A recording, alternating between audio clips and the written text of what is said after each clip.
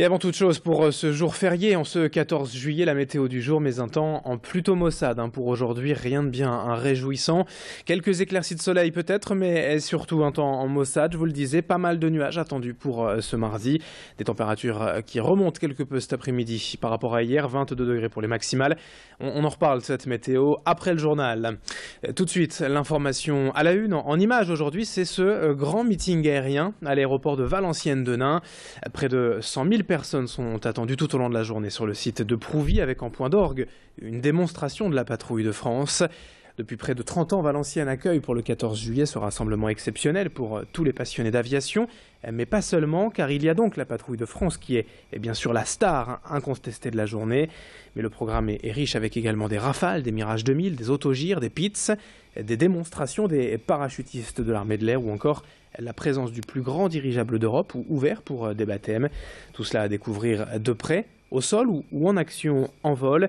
Des simulateurs de vol de l'armée de l'air sont aussi en accès libre. Tout cela pour en profiter, c'est gratuit bien sûr, toute la journée. À l'aéroport de Valenciennes, présentation complémentaire au micro de Sophie Laden. C'est un très très beau spectacle. C'est plus beau que le Bourget, sans vouloir se vanter, c'est beaucoup plus beau que le Bourget. C'est beaucoup plus prenant, le public est pratiquement dans les avions, il est là au bord, alors qu'au Bourget c'est très loin. Et ben ça va intéresser le peuple, et comme je dis, le peuple c'est le riche et le pauvre, c'est le jeune et le vieux, c'est tout ça le peuple. Et c'est pour ça d'ailleurs qu'il est gratuit ce meeting pour l'entrée, parce que ça permet à tout le monde, même les plus humbles, de pouvoir y assister comme tout le monde. Autre image dans cette édition pour vous présenter la méconnue maison de l'habitat durable à l'Île-Oisem. Ici, tout l'été, ont lieu des ateliers thématiques liés à l'environnement. Sur ces images, par exemple, la session était consacrée aux factures d'énergie pour savoir bien les lire et bien les comprendre.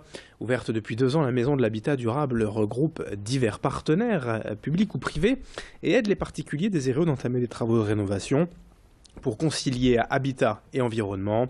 Un guide utile quand il s'agit de choisir ses matériaux ou bien connaître les crédits d'impôt possibles. Ces ateliers gratuits sont gérés conjointement par la ville et la métropole européenne de Lille. Le prochain en date, le 25 juillet, aura pour thème pratique la décoration en total respect de l'environnement. Explication au micro d'Idil Gunaï. La thématique qui a lieu donc le samedi 25 juillet est donc décorer en respectant l'environnement, apprendre à confectionner des enduits par la chaux. En fait. Donc concrètement, les gens nous téléphonent ici, au 03 59 00 03 59, on les inscrit et ensuite on les envoie donc sur notre atelier pratique rue de Rivoli à Fives, de façon à pouvoir être encadré par un gentil monsieur diplômé qui va leur apprendre à faire de l'enduit à la chaux. Dans le reste de cette édition spéciale, en ce 14 juillet, jour férié, on va prendre un peu d'avance sur l'actualité pour évoquer tout de suite mardi le concert événement de l'ONL. Ce sera ce vendredi au stade Pierre-Mauroy. Pour fêter ses 40 ans, le bel âge, l'Orchestre national de Lille a investi le grand stade pour un spectacle exceptionnel.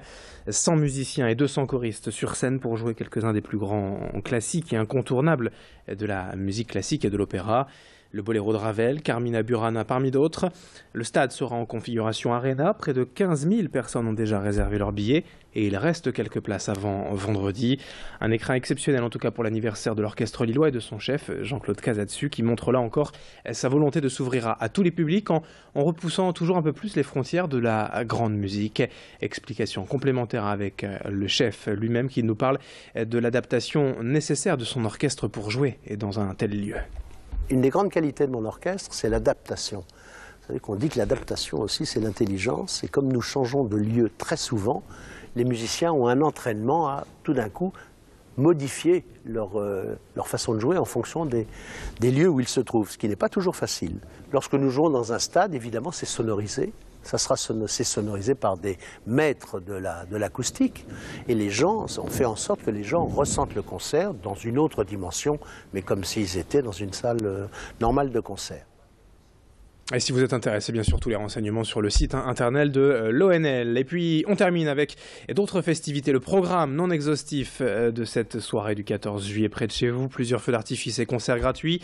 C'est le cas notamment à Waterloo avec Lio et François Fellman dès 17h45 au Parc du Lion. À Lille, bien sûr, plusieurs bals populaires et festifs sont au programme dans les quartiers. Et puis, le traditionnel feu d'artifice sera tiré dès 23h du Champ de Mars. Enfin, à l'Isle-les-Lanois, notez que les fans de disco ont rendez-vous avec Ottawa sur le parking d'Agora à 20h30 avant, là encore, le feu d'artifice. Fin de cette édition, merci à vous de l'avoir suivi. Dans un instant, la suite avec la météo de ce 14 juillet. L'infotrafic est également à suivre sur Grand Lille TV. Très belle journée à tous.